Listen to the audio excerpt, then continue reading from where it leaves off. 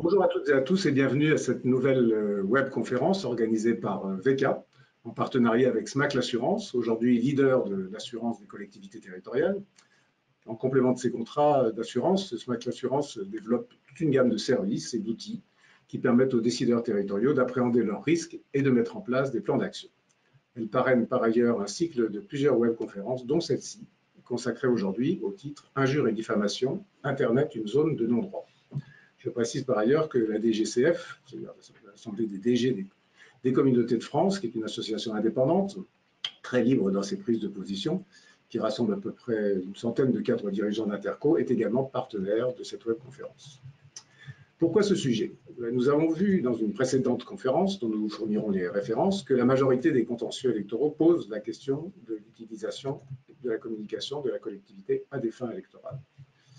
Mais dans la réalité de ces périodes électorales, Internet, les réseaux sociaux et les blogs ont pris une place considérable et ont permis, depuis 15 ans, d'accroître la viralité des rumeurs et des propos calomnieux. Notre sujet est donc sensible, d'autant plus sensible à l'approche des élections municipales, une période propice à l'expression de propos pénalement répréhensibles constitutifs de diffamation.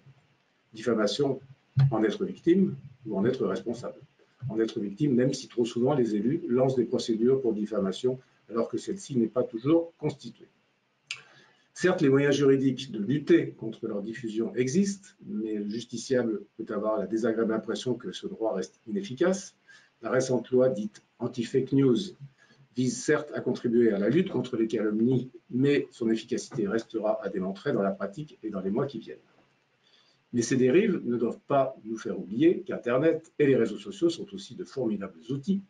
Encore faut-il savoir les utiliser au mieux, c'est-à-dire à la bonne place, au bon moment, avec les bonnes personnes.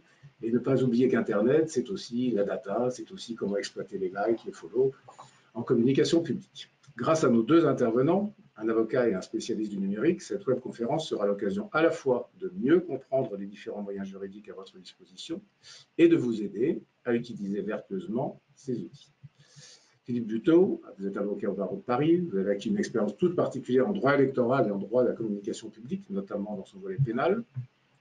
À l'occasion des dernières municipales, vous avez assisté de nombreuses communes pendant la période préélectorale et intervenu dans, je crois, près de 40 instances contentieuses consécutives aux élections, auprès de TA et du Conseil d'État. Vous avez participé à la précédente webconf que j'évoquais tout à l'heure, qui a eu lieu le 21 mai sur la communication électorale et les réseaux sociaux. Vous êtes un auteur de VK de longue date et directeur scientifique des contenus sur les élections et la vie politique locale. Mathieu Ponce, président et fondateur d'Attaque, un des meilleurs spécialistes du numérique et de son impact sur les territoires, la digitalisation des métiers et l'activation des données. Vous accompagnez des structures publiques et leurs dirigeants dans la définition et la mise en œuvre de projets d'innovation ou de transformation, et tout particulièrement sur les techniques qui permettent d'exploiter la richesse des données dont dispose une collectivité pour une communication le plus souvent ciblée par communauté. Au cours de cette webconférence, vous pourrez poser vos questions via la fenêtre questions que vous pouvez voir dans l'interface GoToWebinar sur la droite de votre écran. Nos intervenants feront tout leur possible pour y répondre pendant ou à l'issue de leur présentation. Restez donc bien connectés. Enfin, nous vous informons que cette conférence donnera lieu à un enregistrement qui sera mis en ligne et dont le lien vous sera envoyé par mail dans les jours à venir. Mais commençons et passons la parole à nos intervenants, en commençant par vous, Philippe Buteau, sur la première partie de votre intervention excusez-moi, sur la première partie de votre intervention qui va nous donner quelques explications sur le fait que, d'abord, la différence entre injure et diffamation, le lien, et le fait que ce sont des délits qui sont difficiles à punir pour des raisons parfois de fond, parfois de procédure. En effet, bonjour à tous, merci de cette invitation à intervenir ce matin. Ce titre-là, il résume le problème. Souvent, les élus, les candidats, les personnalités publiques pensent que tout propos désagréable, tout propos qui met en cause leur travail peut donner lieu à une condamnation pour diffamation ou pour injure. Or, en fait, tout propos désagréable n'est pas une diffamation ou une injure, et le juge pénal se montre particulièrement protecteur de la liberté d'expression. nous sommes dans un pays qui a choisi de pénaliser la diffamation et l'injure. Ce n'est pas une évidence. On aurait pu concevoir que quand on porte atteinte à votre réputation ou à votre honneur, vous alliez devant le juge civil comme quand on coupe un arbre chez vous pour réclamer réparation de votre préjudice. En France, on a décidé, depuis la loi de 1881 sur la liberté de la presse, donc depuis près de 130 ans, de pénaliser les excès de langage. Alors, les délits qui sont prévus par la loi de la presse s'appliquent aussi bien dans les supports papier, dans les journaux, que sur le net et sur les réseaux sociaux. Ce sont les mêmes définitions qui s'appliquent dans les deux cas, quel que soit le support, y compris la parole au cours d'une réunion, par exemple. Simplement, ce support numérique a posé de nouvelles questions et c'est ce dont je propose qu'on parle. Alors, quand on observe le champ du débat public, on se rend compte que les injures et les diffamations, surtout sur Internet, sont des délits difficiles à punir. Ne croyez pas que ce sera une tâche facile que d'obtenir la condamnation par un tribunal correctionnel de celui ou de celle qui aura porté atteinte à votre honneur. D'abord parce qu'il ne faut pas se tromper dans le périmètre des infractions. Nous sommes en matière pénale, et donc, comme toujours en matière pénale, la loi pénale est d'interprétation stricte. Et donc, les définitions doivent être bien connues. La diffamation, c'est certes l'imputation d'un fait qui porte atteinte à l'honneur ou à la considération, mais c'est l'imputation à une personne précise qui est soit désignée, soit reconnaissable par le lecteur. Et l'imputation d'un fait à une personne précise, l'imputation d'un fait précis et déterminé, et qui peut faire l'objet d'un débat contradictoire devant le juge sur le fait de savoir s'il est vrai ou pas. Et donc, à grands traits, dire à l'occasion de l'attribution du marché public pour la réfection du rond-point, vous avez truqué la procédure, monsieur le maire, et vous avez commis le délit de favoritisme, c'est une diffamation. Parce qu'on va pouvoir discuter devant le juge de savoir si c'est vrai ou pas. En revanche, à l'occasion d'un débat s'emporter et dire corrompu, quand ça ne se rattache pas à un point précis en débat, c'est une accusation générale, alors ce sera une injure. Parce que la loi de 1881 définit en creux l'injure comme tout terme d'invective ou de mépris qui ne renferme l'imputation d'aucun fait.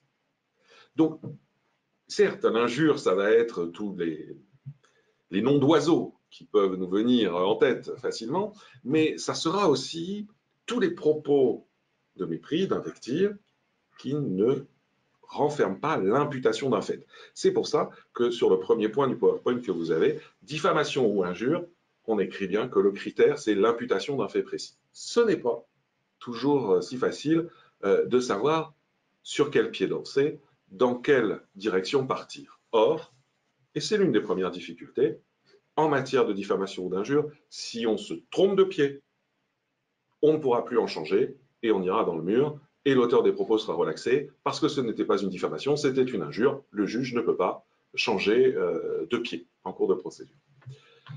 Et le deuxième point le plus délicat, c'est que dans notre sphère publique, dans le cadre de nos débats d'intérêt général, punir une diffamation, c'est encore plus difficile que dans le cas général où un syndicaliste va s'adresser à un patron d'entreprise ou un commerçant va diffamer sa clientèle. Bref, nous sommes dans une sphère de débat particulière.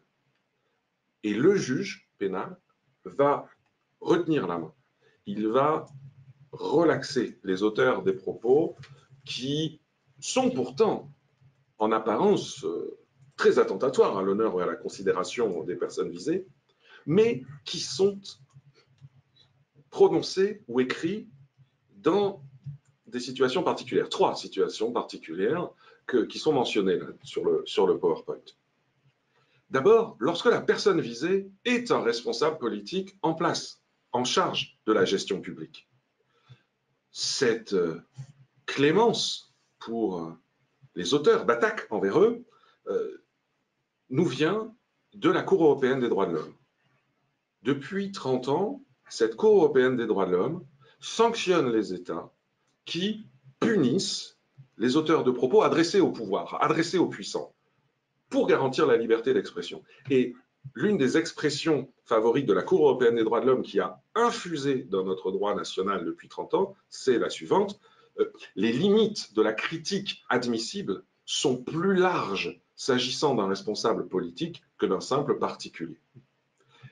Parce que le juge considère qu'il est de salubrité publique, d'intérêt général, que les puissants soient bousculés par ceux qui n'ont pas forcément accès à tout le dossier, mais qui doivent pouvoir interpeller pour exercer leur rôle de contre-pouvoir. Et sachez donc, mesdames et messieurs les élus qui exercez un mandat, que parce que vous exercez ce mandat, eh bien, vous êtes réputés admettre la critique plus largement que votre boulanger ou moi-même.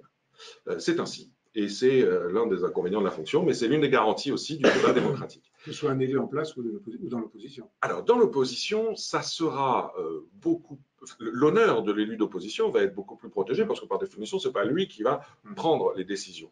Et en revanche, sa situation particulière de l'élu d'opposition, elle est prise en compte par le juge, mais dans un sens qui lui est favorable. Parce que, et c'est la deuxième situation particulière, lorsque l'attaque provient non pas d'un kidam, mais d'un élu d'opposition, eh bien le juge va encore retenir la main et va parfois relaxer l'élu d'opposition au motif que justement il lui appartient, comme le dit la formule du juge, d'interpeller et de relayer les préoccupations de l'électorat. Il est un contre-pouvoir et on doit donc admettre une liberté d'expression accrue en ce qui le concerne. Et la troisième situation particulière, c'est la campagne électorale.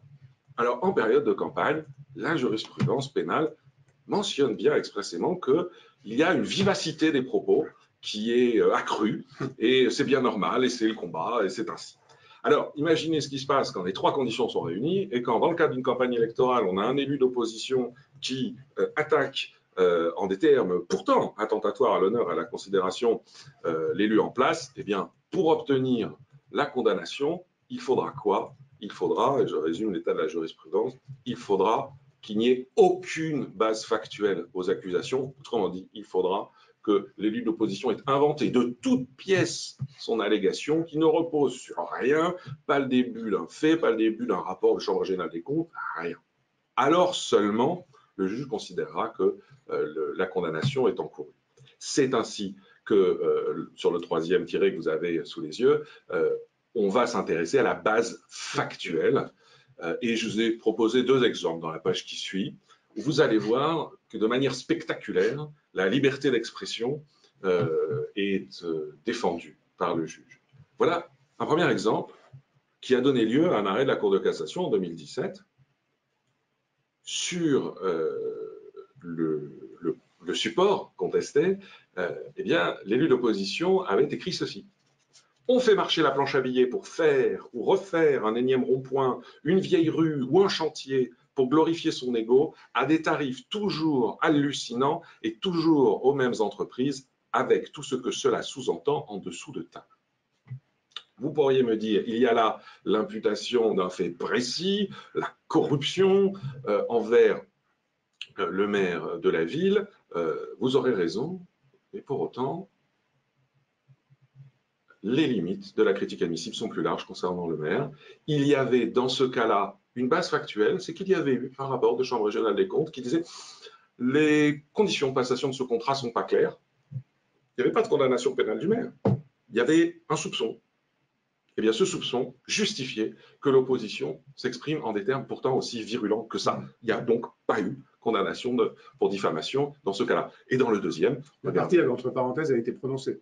La partie entre parenthèses a été prononcée, tout à fait. Et le deuxième exemple, c'est un tract où là, vous aviez les trois conditions dont je parlais. C'est-à-dire que vous avez une campagne électorale et à l'occasion de laquelle un élu d'opposition fait un tract, mais ça serait exactement pareil si c'était sur un réseau social, propos qui accusent le maire, regardez, s'agit-il d'arrangements ou de sollicitations intéressées, organisées par le maire dans l'attribution des marchés publics? Et alors là, c'est très net, nous mettrons un terme à ces illégalités chargées de favoritisme. Eh bien, à la faveur d'une réflexion un peu trop rapide, on pourrait se dire que la diffamation est certaine, que la condamnation tombera. Elle n'est pas tombée, parce que nous sommes dans ce contexte particulier. Alors, difficulté de fond, mais difficulté également de procédure, qui rejoint d'ailleurs une question qui nous arrive d'un des internautes. N'y a-t-il pas souvent un problème d'identité de celui qui diffame? Bien sûr, bien sûr. Et sur les réseaux sociaux, c'est l'une des difficultés principales auxquelles on est confronté, d'autant plus que identifier l'auteur derrière son pseudo va nécessiter des moyens techniques que les élus n'ont pas. Cette identification-là, elle est demandée aux autorités de poursuite, elle est demandée à la police qui, elle, a les moyens techniques.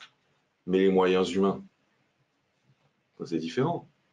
Et cette compétence et ces moyens techniques, eh bien, ils sont affectés à des choses qui peuvent, y compris de bonne foi, hein, être jugées prioritaires. Et en matière d'expression sur les réseaux sociaux et sur Internet, ces moyens-là sont affectés prioritairement à la lutte contre les propos haineux qui ont une dimension raciale, ethnique, etc.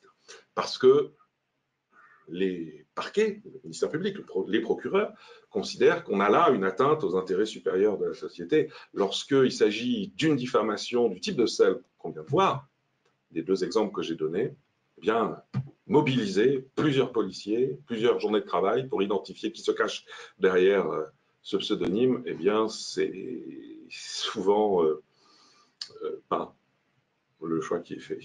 Et donc, dans ce cas-là, évidemment, on ne pourra juste pas obtenir la condamnation. Alors, identité, mais de caractère public, prescription et forme de la plainte. Exactement, il y a toute une série de choses-trappes qui va joncher votre parcours depuis le moment où vous allez découvrir le propos désagréable jusqu'au moment où on obtiendra la condamnation par le tribunal correctionnel. Je ne veux pas faire un cours de procédure pénale, ça serait vraiment fastidieux, mais au moins identifier les difficultés. D'abord, il faut s'assurer que la diffamation a un caractère public. Alors, sur les réseaux sociaux, c'est à la fois simple et pas simple. Ça paraît évident parce que la portée du message, elle est symbolisée par les petits logos que vous connaissez. Pour prendre par exemple Facebook, on a soit la petite planète. Alors si on a la petite planète, on sait que toute la planète peut voir le message. Si on a des petites silhouettes, ça veut dire que seuls les amis ou les abonnés de la personne ont accès à la page. Et puis si on a le petit boulon, ça veut dire qu'il y a une configuration qui est plus précise que ça. Quand est-ce qu'on est devant un propos public sur le réseau social? Eh bien, ça dépend. Ça dépend de quel est le périmètre des destinataires, quel est le périmètre des gens qui ont eu accès à ce message. Le critère, c'est la communauté d'intérêt. Que le propos soit tenu dans une salle de réunion, sur un tract ou sur le réseau social, si tous les destinataires forment une communauté d'intérêt, c'est-à-dire sont considérés comme visant le même objectif, étant rassemblés dans le même but, alors ce sera un propos privé. Si les différents destinataires n'ont pas entre eux une communauté d'intérêt, même s'ils sont trois, ce sera un propos public. De sorte qu'un mail peut porter une diffamation publique, alors qu'une réunion, par exemple, dans une assemblée générale de partis politiques, avec 300 personnes, peut avoir un caractère privé, parce que ces 300 personnes, membres du même parti, ont une communauté d'intérêt. Donc, sur Facebook, pour y revenir, si on a des petites silhouettes, et si on a 20 contacts, eh bien, on regardera précisément si ces personnes-là peuvent être considérées, c'est probable, comme ayant une communauté d'intérêt. S'il y a 5000 contacts, quasiment sûr que ce soit public. En tout cas, c'est une précaution qu'il faut prendre parce que si le propos n'est pas public, alors ça reste une diffamation.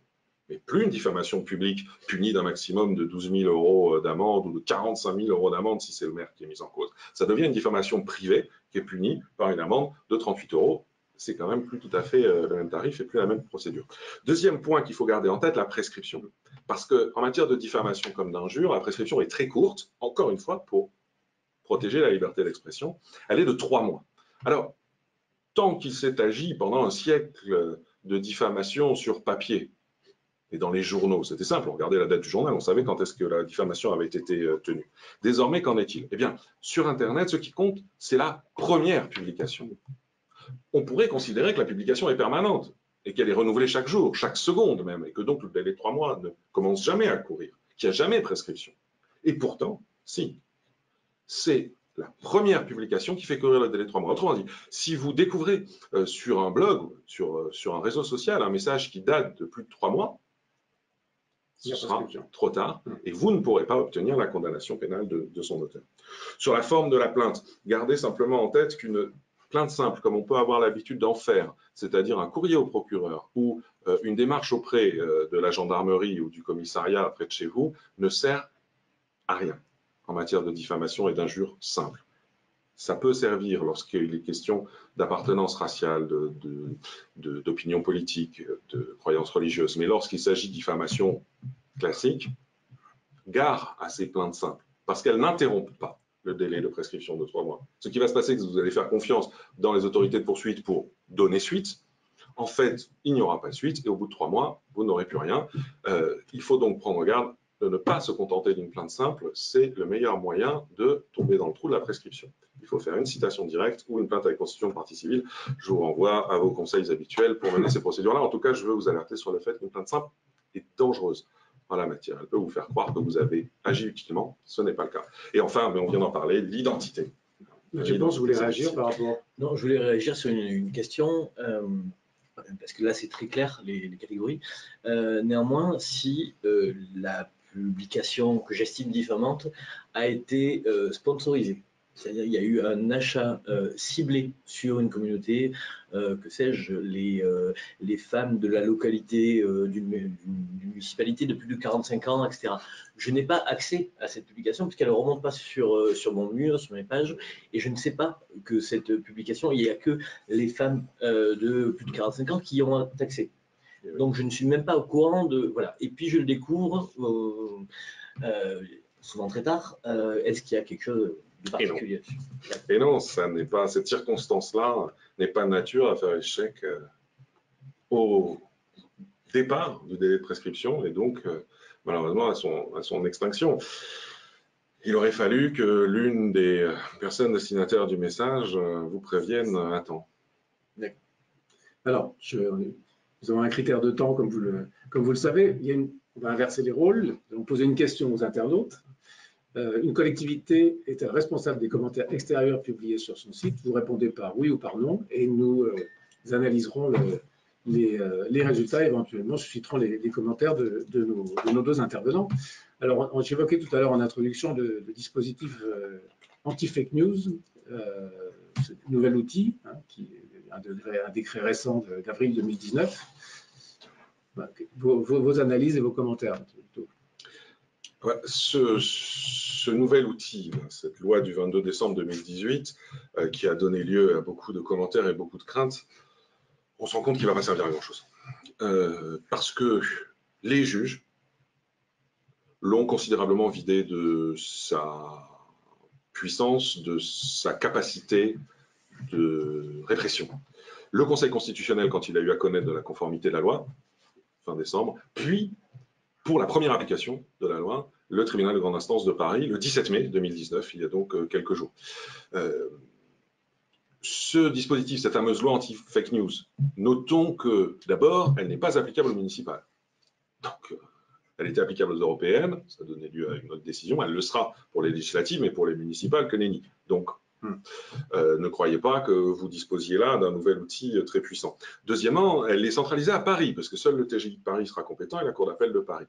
Et puis, troisièmement, elle ne va concerner en fait que les grandes plateformes. Parce que pour que la fake news, pour que la fausse nouvelle, ça fait longtemps que dans le code électoral, on a déjà la répression du délit de fausse nouvelle, mais bon, pour que la fausse nouvelle soit punissable sur ce fondement-là, il faut qu'elle soit diffusée soit via des liens sponsorisés, on en parlait, soit via des robots. Donc, il faut quand même des techniques pour diffuser de la sorte une fake news. Il faut des moyens techniques. Votre opposant municipal ne va vraisemblablement pas mobiliser ces techniques-là. Hein, ou votre opposant au législatif, puisque la loi ne sera pas applicable au municipal. Ce que je ne veux pas être trop long là-dessus, parce que je pense que c'est un dispositif qui ne connaîtra pas forcément un grand avenir. Le tribunal de Paris, dans la seule décision pour l'instant qu'il a rendue le 17 mai 2019, suite au tweet du ministre de l'Intérieur qui affirmait que des manifestants avaient pénétré dans un hôpital et avaient commis des dégradations et avaient même agressé le personnel. Que nous a dit le tribunal à cette occasion-là? Eh bien qu'il n'y avait pas lieu à répression sur le fondement de la loi fake news. D'abord parce qu'il y avait, un petit peu comme tout à l'heure, une base factuelle. Des gens étaient rentrés, donc après tout, ce n'était pas manifestement trompeur ou mensonger. Deuxièmement, que c'était juste un tweet qui n'avait pas été relayé via les moyens dont je viens de vous parler, c'est-à-dire pas de lien sponsorisé, pas de robot. Et puis que troisièmement, pour qu'il y ait répression pour la fake news, il faut qu'il y ait un effet d'altération de la sincérité du scrutin, c'est-à-dire un effet sur l'élection. Et le juge constate que finalement, d'autres versions sont assez vite apparues, ont été versées au débat public et que donc l'électeur a pu se faire son opinion. Quand vous synthétisez tout ça, vous voyez que pour que la loi fake news donne lieu à une injonction de prendre des mesures, il faudra vraiment qu'on soit dans un cas très exceptionnel. Alors, ce que je vous propose, c'est d'abord de vous donner les résultats du sondage que nous avons fait. Une collectivité est-elle responsable des commentaires extérieurs publiés sur son site? Réponse oui, 64%, non 36%, ce qui prouve qu'il y a une certaine bonne connaissance du sujet par nos internautes. Peut-être des commentaires de votre part sur ce. Oui, il faut dans les meilleurs délais, les supprimer lorsque les commentaires extérieurs sont constitutifs de diffamation ou d'injure.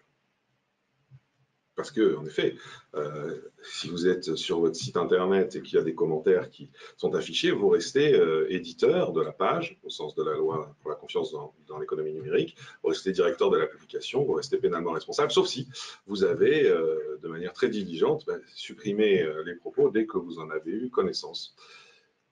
Alors, je propose quelques autres questions avant de vous passer la parole, Mathieu Ponce. Quelques questions. Une qui vient du début de votre propos, sur la clémence dont vous parliez dans le domaine politique. Cette clémence dans le domaine politique vise-t-elle aussi l'injure ou uniquement la diffamation?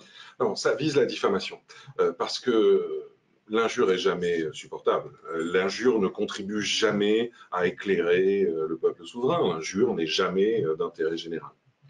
Donc, il n'y a pas une telle clémence pour l'injure. Deux questions qui sont peut-être un petit peu plus techniques, mais qui intéressent certainement nos internautes. Peut-il y avoir diffamation dans le cas d'un photomontage? C'est-à-dire au-delà des mots, les images, bien sûr. Si ce montage impute à une personne précise un fait précis, par exemple, si on voyait le maire en train de recevoir des billets d'un autre personnage qui serait dessiné ou photomonté, bon, le message serait clair. Surtout si sur ce personnage, on voyait, je ne sais pas, un casque de chantier, enfin bref. Oui, il n'y a pas de limite à la nature du support. C'est le fond du message qui va être regardé. Alors, si ce photomontage ne peut être compris que comme clairement imputant au maire qu'il est corrompu, pourquoi pas? Oui, bien sûr. Vous évoquiez les grandes plateformes tout à l'heure. Il y a une question également sur les risques qu'encourent les plateformes qui sont, vous avez parlé des risques des éditeurs, si je puis dire, mais les risques des hébergeurs. Oui.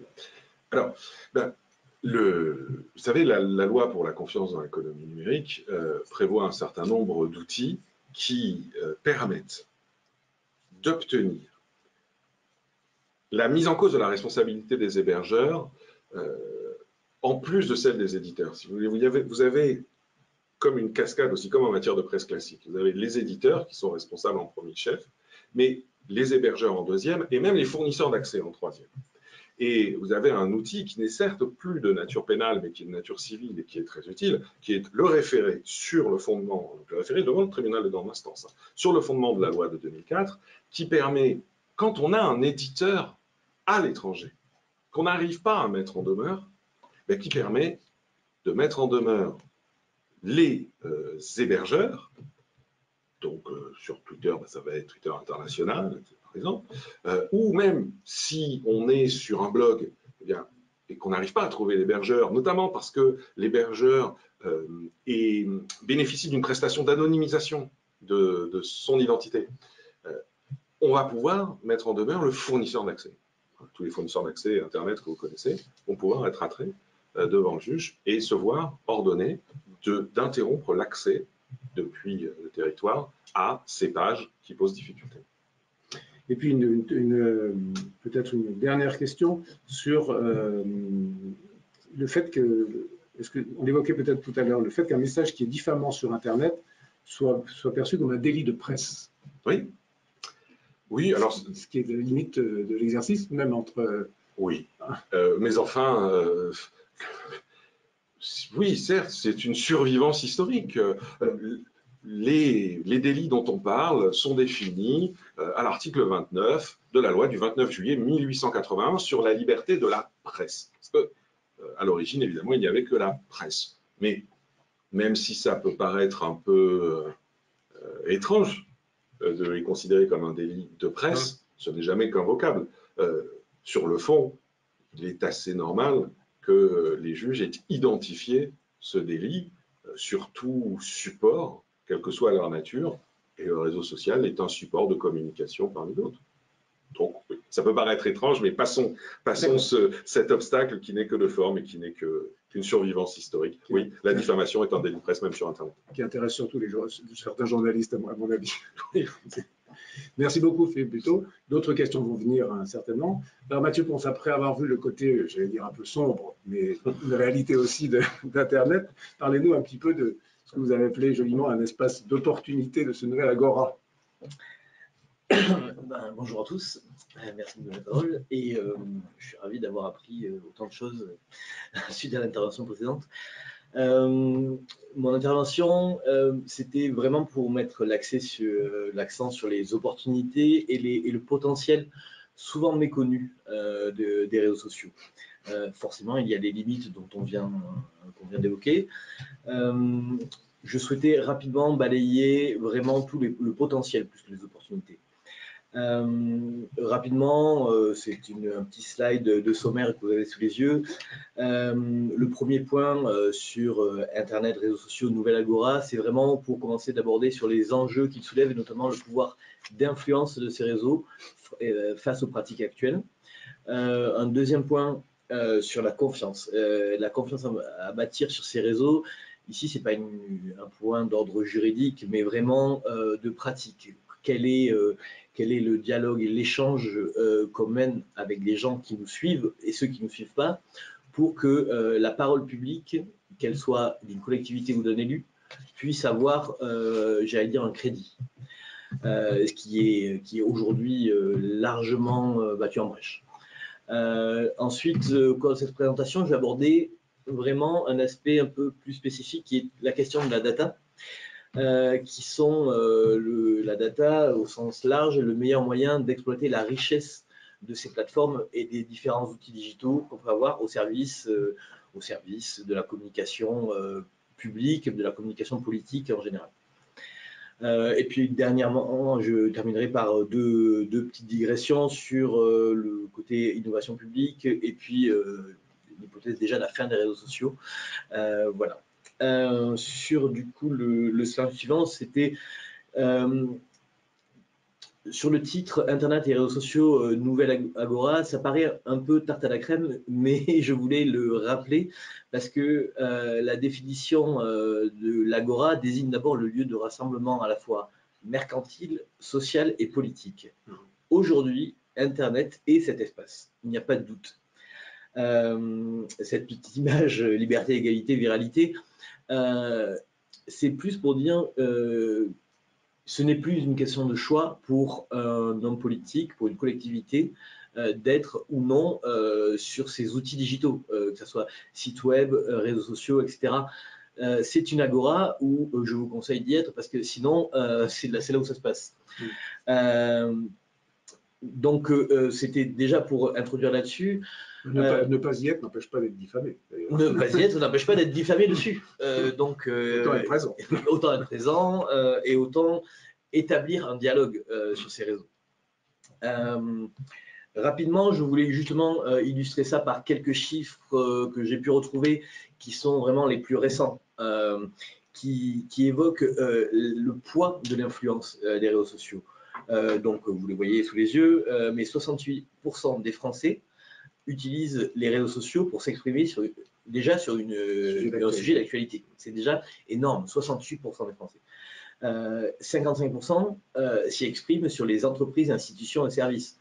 Plus de la moitié des Français connectés sur les réseaux sociaux, évidemment, mais c'est quand même une majeure partie aujourd'hui, s'expriment sur le sujet qui nous occupe, en communication politique et publique, les messages et la parole publique. Et puis, un dernier chiffre, qui sont que 42% des Français utilisent les réseaux sociaux pour influencer les autres. Et là, on prend la mesure de l'outil d'influence que sont les réseaux sociaux. Et c'est pour ça que si parfois on peut avoir des questions sur est-ce que ma collectivité doit s'exprimer sur les réseaux sociaux, est-ce que en tant qu'élu je dois prendre la parole, je dois interagir, j'ai tendance à dire vous n'avez pas le choix. C'est comme si vous n'alliez pas devant une réunion en disant une réunion de citoyens, une réunion de citoyens, etc. C'est là que ça se passe. C'est là que ça se passe et je passe au point suivant. Alors, ce que je vous propose, c'est qu'on pour savoir exactement qui nous écoute, ça sera un bon moyen de le savoir. Nous posons cette question aux internautes. Votre collectivité est-elle présente sur les réseaux sociaux suivants? Donc, vous marquez Facebook, Twitter, Instagram, LinkedIn ou aucun, qui est un réseau bien connu. Et je vous laisse choisir et on commentera. Je suis intéressant d'avoir les résultats. Ben, j'imagine. Et effectivement, continuons sur votre agora d'influence et l'indispensable présence. Alors, rapidement, sur le slide suivant, je me remets dessus, excusez-moi. L'idée que je souhaitais développer sur cette agora d'influence, pour montrer à quel point elle impacte aujourd'hui l'action publique. J'imagine toutes les personnes qui me regardent aujourd'hui sont d'abord intéressées par ça.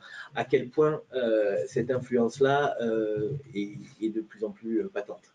Je ne vais pas aborder, pour aller plus vite, l'exemple des Gilets jaunes, tout le monde le connaît, et Dieu sait à quel point ça a été quelque chose qui s'est développé uniquement sur les réseaux sociaux, via des groupes, via des communautés, etc. Et l'impact derrière que ça a eu. Je vais aborder quelque chose de très pragmatique aussi, les concertations avortées via les réseaux sociaux. Une concertation qui est menée de manière très classique sur une grande ville en France, très récemment, qui s'est terminée avec, sur un aménagement de place publique, qui, la commune n'ayant pas pris on va dire, ce levier-là d'expression, avait mené une concertation très classique, une concertation parallèle entre des gens qui ne partageaient pas le même avis sur le projet, s'est menée de manière parallèle sur les réseaux sociaux, avec un buzz énorme le jour où, c'était un réaménagement de place publique, un arbre a été coupé. Un arbre a été coupé sur cette place.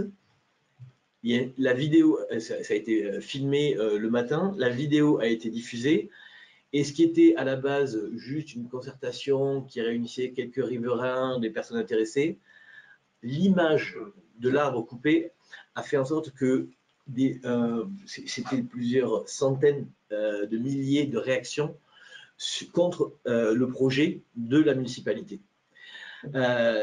Quelque chose qui a créé un énorme conflit sur... Il y a aussi l'impact de l'image, en l'occurrence. Et il y a l'impact de l'image, voilà. Le seul truc, c'est que n'ayant pas pris j'allais dire, ce canal-là, la municipalité n'a pas pu réagir en expliquant de suite pourquoi cet arbre a été coupé, qu'est-ce qui a été fait, pourquoi les travaux ont démarré, etc.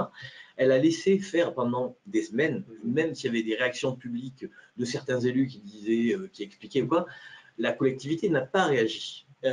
Et l'ampleur que ça a pris sur les réseaux sociaux a complètement dépassé la mairie. Ça fait réagir à une question qui nous était arrivée sous forme de boutade, qui était de dire, est-ce que c'est une bonne idée de prendre un stagiaire plutôt qu'un community manager?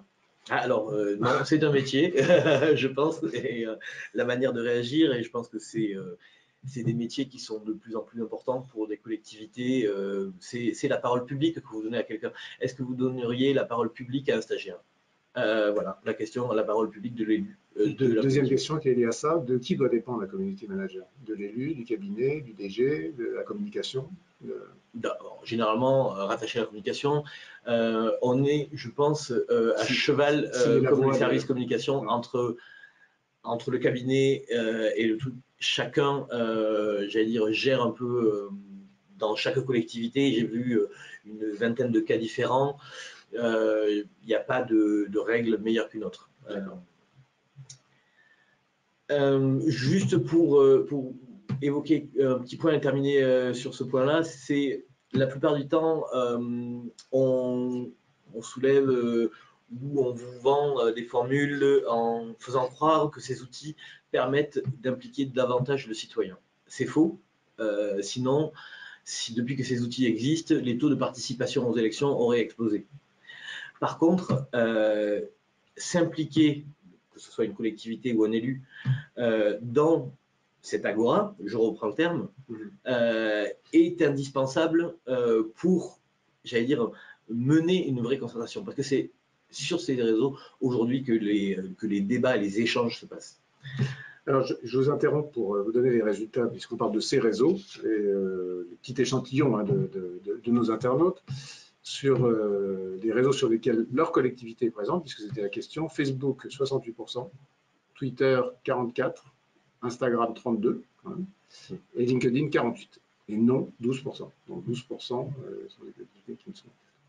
Encore une fois, c'est l'échantillon des personnes qui nous écoutent. Alors, je suis surpris par rapport aux statistiques nationales qu'on a pu avoir du pourcentage de pages LinkedIn. Ouais.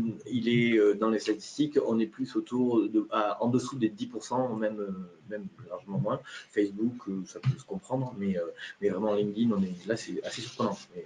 C'est des collectivités très connectées. Voilà, on va dire ça. Je propose que nous continuions parce que le temps file. Le temps file. La question du coup qu'on peut se poser, c'est comment s'emparer de ces réseaux et ne plus les subir. Je vais essayer d'être rapide puisque le temps file, mais la première des solutions, c'est avant d'embaucher un stagiaire community manager, de se doter d'une véritable stratégie social media.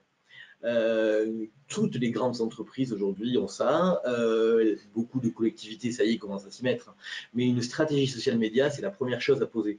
Et elle se pose, j'allais dire déjà, pour un mandat.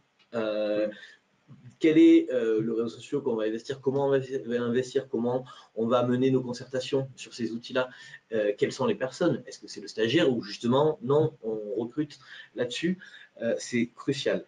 Derrière, il faut bien se dire que grâce à ces outils-là, je suis mon propre média. Mon audience via ces outils-là peut être plus forte que les médias locaux, que la PQR parfois. Il faut prendre la mesure de cet outil-là. La PQR aura toujours son intérêt, mais en audience pure, ça peut aller beaucoup plus loin. Et puis, rapidement, comment s'emparer des réseaux sociaux? C'est dans tous les cas de se dire que l'élu, et pour le coup, je ne parle pas que du numéro 1, mais par exemple tous les conseillers municipaux, généraux, quel que soit le mandat, est un influenceur. Il a une parole publique et il faut que lui-même gère ses propres réseaux comme un influenceur. Et l'idée, c'est aussi d'accompagner vos élus, quand vous travaillez avec eux, sur ça.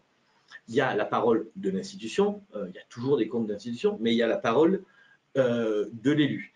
Et j'allais dire, là, ça aurait pu être un échange qu'on aborde sur qu'est-ce qui est de l'ordre de la collectivité, qu'est-ce qui est de l'ordre de la parole publique d'un élu.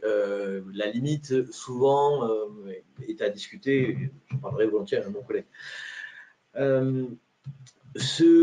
Pour s'emparer des réseaux sociaux et ne plus les subir, les quelques petits points vraiment pour rapide, hein, mais d'une part, c'est de répondre aux sollicitations, quelle que soit une page d'une collectivité, une page d'un élu, etc. Souvent, les collectivités ne le font pas.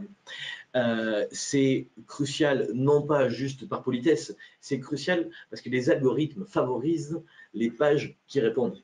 Donc, si vous voulez développer votre audience, rien de tel. Deuxième point, rester en veille et créer des interactions, c'est-à-dire pas seulement j'allais dire répondre, mais créer des interactions avec, par exemple, vous subventionnez un événement, une association, de publier avec le compte de la collectivité que cet événement-là a été créé, etc. Et de dire, on crée des connexions entre ma collectivité et puis l'univers d'intervention de la collectivité. Et souvent, les associations, les événements divers et variés vont elles-mêmes citer et taguer, ce qu'on appelle taguer, mais votre compte derrière et créer de l'interaction, et vous allez devenir un compte qui pèse, qui a du poids dans l'expression locale de votre ville. On voit que dans les différentes remarques qu'on reçoit, que le problème de l'organisation même des collectivités est une question en soi, c'est-à-dire la verticalité de la décision et le fait de savoir qui répond à quel moment. Pour être réactif, il faut que quelqu'un puisse se permettre de l'être. Et quelqu'un qui se permet de l'être n'est pas un stagiaire. Il y a un problème d'organisation, j'ai bien compris, mais tout de même, cette question revient. Et puis derrière, et là on revient aussi au rôle de qui, il ne faut pas hésiter à initier des consultations et lancer des sondages sur ces réseaux-là.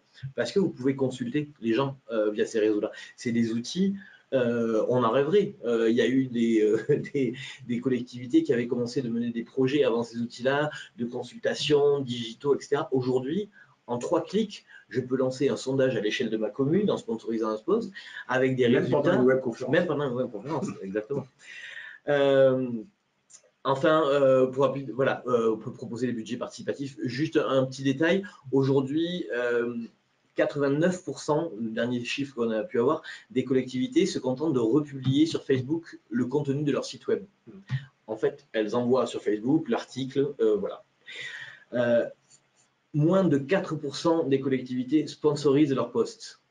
Et là, j'invite tout le monde à prendre la mesure de ça. Aujourd'hui, ce qu'on appelle la portée organique d'un post, je fais une publication. La visibilité de cette publication, c'est à peu près plus ou moins 5% de mon audience. C'est-à-dire que si j'ai une page où je suis fier d'avoir 100 000 personnes qui me suivent, il faut se dire que quand je publie une actualité, il n'y en a que 5% de ces 100 000 qui la voient. Il y a encore des fois moins. Donc, c'est un des gros travers qu'il y a, mais où j'invite aussi à réfléchir à la sponsoring de publication. Je vous propose qu'on s'arrête un peu plus longuement sur le data, enfin un peu plus longuement en fonction du temps qui nous est imparti, sur l'exploitation des likes, des follow, toutes les interactions que vous évoquiez tout à l'heure. Voilà, c'est-à-dire l'idée là-dessus, je voulais faire un point un peu, balayer un peu, c'est qu'est-ce qu'on peut faire pour capitaliser justement ces interactions sur social media. Parce que c'est très bien d'avoir du like, d'avoir des j'aime, d'avoir des abonnés à ma page, etc. Mais qu'est-ce que j'en fais quand on sait que justement ce que je viens d'évoquer, seulement 5% de mon audience voit une publication. Donc je vais développer ça juste après. Rapidement, ça pose les contraintes RGPD dès qu'on parle de data, mais qui sont, je pense, un cadre justement plus clair désormais. Là, je reviendrai vers vous là-dessus, mais je pense que c'est un cadre plus clair et plus précis pour tout le monde. Et puis, une petite digression sur la data au service de votre mandat et pour le coup, c'est plus dans la relation à l'élu pour, j'allais dire, proposer d'accroître sa visibilité, de porter ses messages avec efficacité et pertinence. Je passe rapidement au slide suivant. L'idée de la data et les outils digitaux au service de vos campagnes de communication, que vous soyez élu ou collectivité, ça se base sur des bases de données. Les bases de données dont une collectivité ou un élu dispose, elles sont en bas dans le schéma que vous voyez. Il y a d'abord une base de données qu'on oublie trop souvent, mais qui est d'une richesse incroyable, c'est les listes électorales. Pour un élu, les listes électorales sont quand même quelque chose. J'ai tous les électeurs de mon territoire avec leur nom, leur prénom, leur adresse, leur date de naissance, leur sexe. C'est une base d'une richesse incroyable qui est souvent trop souvent oubliée. Parallèlement à ça, j'ai mes contacts. Si je suis un élu, j'ai les contacts de mon téléphone. Un élu de terrain, etc., a des milliers souvent de contacts de téléphone des gens de sa commune.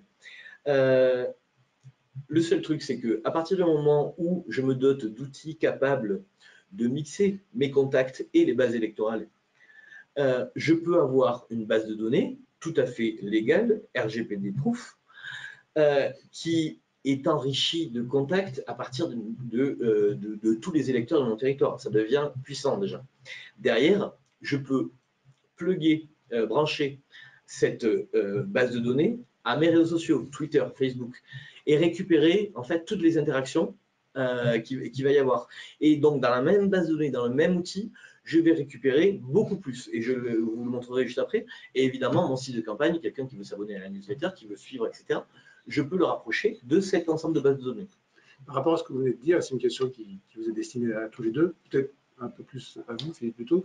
Si un élu utilise les moyens de la collectivité, notamment peut-être les listes électorales, pour faire de la propagande électorale illégale par le biais d'une liste de diffusion constituée sans le consentement des destinataires, la responsabilité de la collectivité peut-elle être engagée? Voilà, il y a plein de choses. Il y a plein de choses dans cette question. D'abord, malheureusement, il va falloir y répondre brièvement. Oui, brièvement. Alors, rapidement, les listes électorales peuvent être exploitées. C'est même le seul fichier ouvert à tous, qu'on peut, communicable à tous, et de sorte que si le maire sortant exploite la liste électorale, il n'exploite pas pour autant les moyens de la collectivité, puisque n'importe quel citoyen peut avoir accès à la même chose. Il ne va utiliser les moyens de la collectivité que s'il demande à l'informaticien de la collectivité de l'aider pendant sa campagne à faire tout ce dont M. Ponce parle. Mais en soi, il n'y a donc pas là utilisation d'un moyen de la collectivité qui constituerait une infraction à l'article 52.8 du Code électoral, l'aide d'une personne morale à sa campagne. La deuxième question, c'est en faire une liste de diffusion. Si vous avez des recommandations de la CNIL qui sont très bien faites en matière de communication politique, il faut toujours annoncer d'où vient le fichier qu'on utilise, et la liste électorale, vous avez le droit de l'utiliser. Donc, envoyer un message et solliciter de manière volontaire son inscription à long terme sur cette liste-là, tant que c'est ponctuel et qu'on dit aux gens d'où on a pris le fichier et qu'ensuite on respecte l'ensemble des obligations du RGPD, en soi, ce n'est pas non plus illégal. J'ai peut-être oublié une partie de la question. C'était l'essentiel. C'était important de faire le lien justement entre nos deux propos. Je vous en prie, Mathieu. Justement, je rebondis. Donc là, j'ai présenté rapidement les sources derrière. Qu'est-ce que ça permet d'avoir une base de données qui fait ça? Forcément, des mailings ciblés, une communication segmentée, des appels à voter quand c'est pour les élections, mais ça peut être des consultations publiques, des concertations. On peut envoyer des alertes SMS derrière avec ça. On peut, ayant un fichier propre, une base de données contact activable, je pense notamment à des communes, par exemple, au risque d'incendie fort. Je peux sélectionner une zone parce que je sais que dans cette zone-là, il y a un risque d'incendie dans l'heure. J'envoie un SMS à tout le monde en 5 secondes. L'idée là-dessus, c'est que sur le volet RGPD, ces outils-là, justement, répondent à une exigence de la loi RGPD, c'est d'horodater la donnée. C'est-à-dire, comment j'ai reçu cette donnée, par quel biais, à quelle date, à quelle heure, etc. Aujourd'hui, beaucoup de collectivités qui essayent de respecter la loi RGPD, etc., vont récupérer d'abord des fichiers de contact un peu partout. Voilà, on ne sait plus trop quand a été récupéré de quand date d'information, etc. Se doter de ces outils, c'est aussi, j'allais dire, devenir RGPD compatible pour la suite, pour se dire, mais oui, je peux tracer exactement que telle entrée a été récoltée tel jour sur tel truc. Voilà. C'est la valeur de la donnée. La valeur de la donnée, je peux la qualifier. Rapidement, pour vous montrer 2-3 exemples de ce que permet la donnée. La localisation des contacts. Je peux derrière cartographier en 2 clics. Le community manager, justement, peut cartographier en 2 clics une zone autour de laquelle, par exemple, il existe des travaux, et d'envoyer un message précis et rapide par mail, par SMS, par courrier, plus classiquement. En 2 clics, je sors dans ma base de données tous les gens qui habitent autour, qui sont impactés par ces travaux. Deuxième point, mieux connaître ses contacts, c'est crucial. Aujourd'hui, la plupart des bases de données, quand on récupère un abonnement à la newsletter, voilà, on récupère un mail. Sauf que ce mail-là, si on essaye de l'enrichir et de qualifier la base de données avec Facebook, avec Twitter, avec des listes électorales, derrière, on obtient un mini CV de chaque personne. Pas simplement pour savoir qui est quoi, mais quand je veux, par exemple, dans l'exemple que vous avez sous les yeux, j'ai rajouté le hashtag startup. Je vais dans ma base de données, je veux faire un événement pour les startups. Je ne sais pas qui est intéressé par les startups. Je vais dans ma base de données, je cherche le mot startup et je dis tous les gens qui ont le mot startup dans leur bio Twitter et qui sont connectés avec moi, c'est ce que j'ai pu aspirer, je veux leur envoyer une invitation à mon événement startup. Voilà, c'est pour rapidement mesurer la force du truc. Et puis derrière, autre chose, c'est d'identifier vos relais et vos influenceurs, y compris pour une collectivité, savoir quels sont les 10 profils les plus puissants en audience, en followers, de votre commune, qui interagissent avec vous, puisque si vous les avez en contact, c'est qu'ils vous suivent, donc ils sont déjà avec vous, et je vais identifier non pas ceux qui suivent, qui ne font que suivre, mais ceux qui sont de vrais influenceurs, parce que c'est des relais d'opinion. C'est comme si je commence à interagir avec eux, c'est comme si je me payais des gros médias. Ils ont une audience très très forte. Derrière, si vous les avez contre vous, ça va être des opposants très très forts. Donc voilà, ces outils permettent ça. Je suis allé très vite sur ce sujet, et oui, mais comme le temps avance. Alors peut-être quelques mots d'intelligence collective et des civic tech notamment. Alors justement, je parle de certains outils, je ne vais pas les lister ni faire de la publicité. De celui-là en particulier. Voilà, de celui-là en particulier. Mais sur cet ensemble de solutions qui permettent de, on va dire, recourir à l'intelligence collective, c'est la définition des civic tech, va renforcer dans tous les cas le lien entre les citoyens, les collectivités et l'État. C'est pas magique, ça ne va pas renforcer la participation, etc. Mais je reviens là-dessus, hein, c'est toujours de se dire aujourd'hui, Internet et l'Agora. Si vous n'allez pas sur l'Agora, vous avez le choix. Libre à vous. Derrière, je souhaitais aussi rapidement parler de l'open data qui permet j'allais dire, toutes les collectivités aujourd'hui vont être contraintes de travailler énormément sur l'open data. Quelles données je peux laisser en libre? Il y a un travail qui peut être fabuleux. Je sais que c'est difficile pour des collectivités de rentrer dans cette démarche-là, mais derrière, les bénéfices qu'on peut en faire, qu'on peut en tirer, sont incroyables, y compris pour des services à la population, pour améliorer l'efficacité du service public, pour améliorer la parole publique d'un élu. C'est quelque chose aujourd'hui dont vraiment, je pense qu'il y a un sujet qui peut porter pour le service public en général des innovations majeures. Je le fais très vite. Pour un certain nombre de nos internautes, je pense qu'on est déjà dans une forme d'avenir ou de domaines qu'ils ne connaissent peut-être pas tous, mais projetons-nous encore un peu plus loin. Je vais poser une question. Alors, la fin des réseaux sociaux avec un point d'interrogation. Déjà la fin des réseaux sociaux, j'allais dire déjà la fin des réseaux sociaux classiques. On parle de classiques, les outils Facebook, Twitter, etc. Aujourd'hui, il y a ce que j'évoquais tout à l'heure, la réduction de l'audience naturelle. C'est-à-dire que vous avez beau avoir 300 000 followers sur votre page, il n'y en a que 5% qui vont voir. Et la réduction de cette audience naturelle pour un modèle forcément payant, c'est-à-dire que si je veux toucher les gens qui me suivent, etc., je vais devoir payer, fait que il y a une vraie difficulté à exploiter ces outils aujourd'hui de plus en plus, sans payer. Voilà. Et en fait, la fin des réseaux sociaux, c'est que c'est les réseaux sociaux les plus installés qui ont basculé de modèle, c'est-à-dire qui réduisent leur audience naturelle, parce que maintenant, il faut qu'ils vivent et qu'ils gagnent de l'argent. Voilà. Les réseaux sociaux qui sont encore en construction, je pense notamment à Instagram, à WhatsApp, je vais y venir derrière, parce qu'on n'imagine pas comme un réseau social alors que ça n'est un, sont de plus en plus, sont encore une audience naturelle assez forte. Rapidement aussi, les jeunes générations qui se détournent massivement des réseaux sociaux, entre guillemets classiques, Facebook, c'est vraiment un mouvement de fond. Donc voilà. 42 ans d'âge moyen, je crois. Voilà. Donc c'est vraiment, on s'adresse de plus en plus à une cible plus de 40 ans, en tous les cas. Et puis de nouveaux supports qui prennent le pas sur les réseaux historiques. Le dernier en date, Fortnite, qui est à la base un jeu que tous les ados et même pré-ados ont sur leur téléphone et qui proposait des plateformes de discussion et qui est devenu l'un des réseaux sociaux les plus forts sur cette cible-là. C'est-à-dire que le nombre de personnes connectées sur ce réseau social-là avec un échange de discussions, de groupes, etc., dépasse aujourd'hui, sur certaines cibles d'âge, les réseaux sociaux classiques. Et c'est un jeu sur lequel les parents sont complètement, les grands-parents ne parlent pas, mais complètement exclus.